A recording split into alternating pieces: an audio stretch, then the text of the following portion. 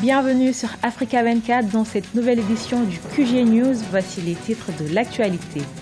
Les autorités guinéennes s'activent pour la levée des sanctions de l'Union européenne sur la pêche illicite en Guinée.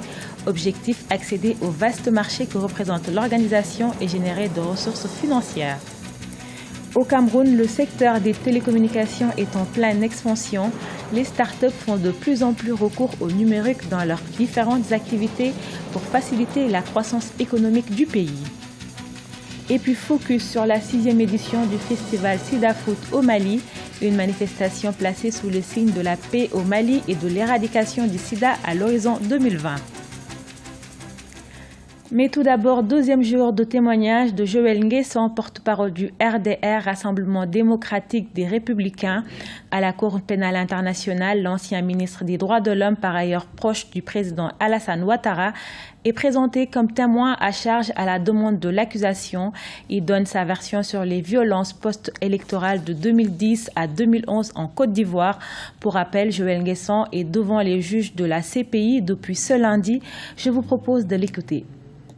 Je voulais savoir, pour vous, en tant que représentant d'un parti politique de l'opposition, alors suite aux élections, à l'annonce des résultats des élections, est-ce que pour vous, il y a eu certaines conséquences de votre visibilité, de votre rôle en tant que membre d'un parti politique d'opposition?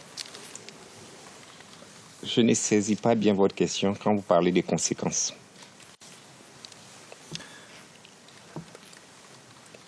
Alors, si nous regardons les mois de décembre, janvier, février, durant cette période, étiez-vous toujours à Abidjan, dans votre maison?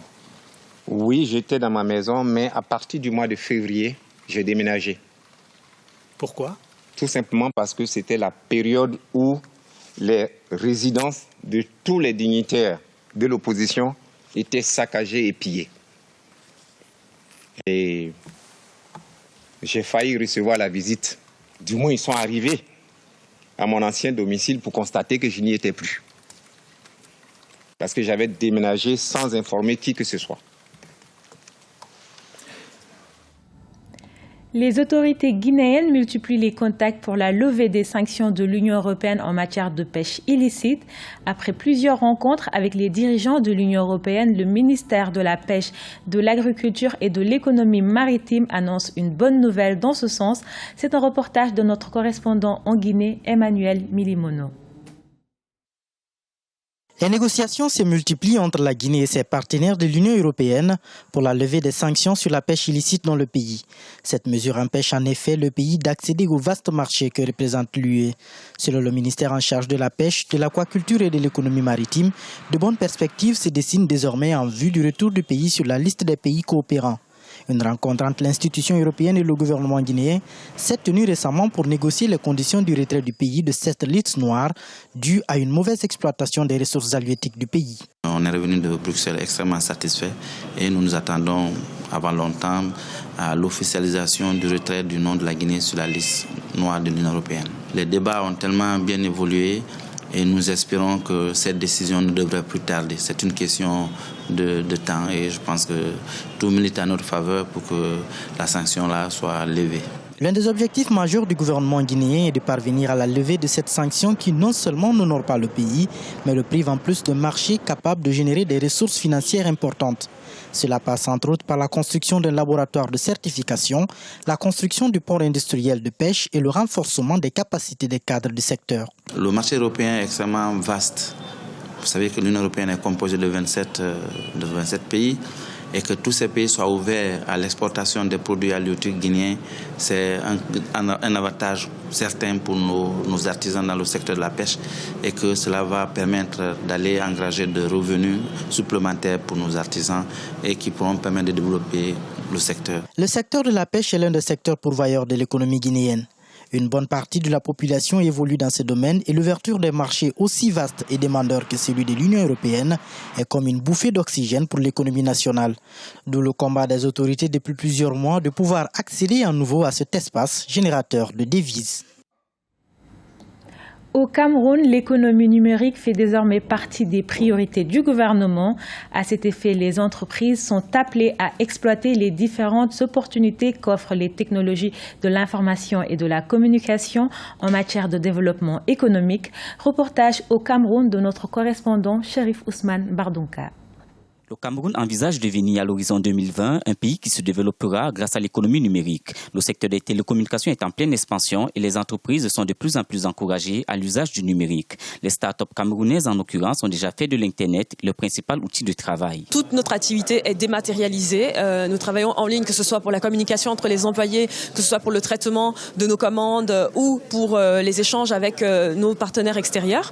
Nous avons réussi à former justement les talents camerounais qui travaillent avec nous à cet usage qui permet de réduire les coûts, d'être performant et de toucher un plus large périmètre.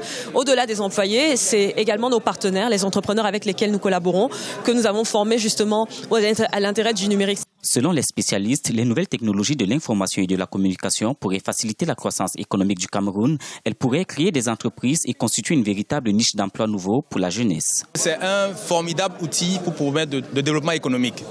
En investissant sur l'économie numérique, le Cameroun a la possibilité de se développer en termes de croissance économique parce que c'est un vecteur de création des emplois, c'est un vecteur de création des entrepreneurs parce que c'est un nouveau domaine et aussi c'est un vecteur de différenciation du Cameroun. Le Cameroun peut devenir demain le hub technologique de l'Afrique centrale et rayonner dans l'ensemble des pays de la sous-région sur cette base-là parce que le Cameroun a de très très bonnes compétences.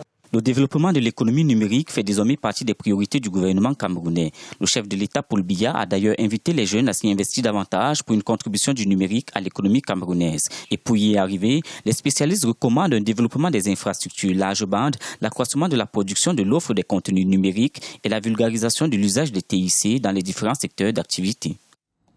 Du sport pour terminer cette édition avec la tenue ce dimanche de la 6e édition du Sida Foot au Mali.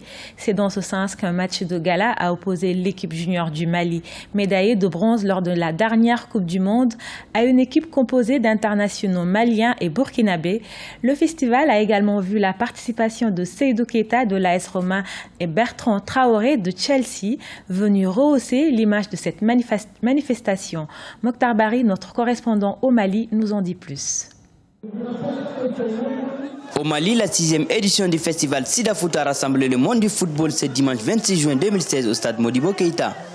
C'est un match de gala qui a opposé l'équipe junior du Mali, médaillée de bronze de la dernière Coupe du Monde de sa catégorie, à une équipe composée d'internationaux maliens et burkinabés. Seydou Keita de l'AS Roma et Bertrand Traoré de Chelsea ont rehaussé l'image de cette manifestation placée sous les signes de la paix au Mali et de l'éradication du sida à l'horizon 2020. Pour quelqu'un qui connaît cette pandémie, c'est la population juvénile, la frange des jeunes qui est très sensible, qui est vraiment exposée à cette maladie. Donc pour organiser la lutte contre cette maladie, le football constitue un terrain de prédilection. Donc c'est en cela que je soutiens et j'encourage l'initiative de Sida Foot. Le match de gala a vu la victoire des juniors maliens sur la sélection des internationaux par 4 buts contre 2 avec un doublé du feu follet burkinabé Bertrand Traoré. Le concept Sida Foot est devenu un moment de retrouvailles pour les footballeurs maliens. Les organisateurs du Sida Foot regrettent la crise traversée par la famille du football. Je demande au peuple malien de s'engager, il n'est pas trop tard. Donc depuis 2012, nous sommes à la recherche de cette paix et la réconciliation. Malgré quelques réticences aujourd'hui, les Maliens ont compris que la solution, c'est se donner la main. Donc moi, je pense que nous devons être plus concrets pour aller vers ce sens. Et surtout, au niveau du football malien aussi, les dirigeants ne s'entendent pas. Moi, je pense que c'est une honte pour l'ensemble du peuple malien, l'image du football malien. Et je demande aux uns et les autres vraiment de s'unir derrière le football. Seul le Mali gagnera dans ça. Sida Foot est un événement footballistique qui réunit chaque année autour des matchs de gala une pléiade de footballeurs en vue de sensibiliser la jeunesse sur le fléau du sida. Créé en 2010, il a mission de s'étendre dans les pays voisins.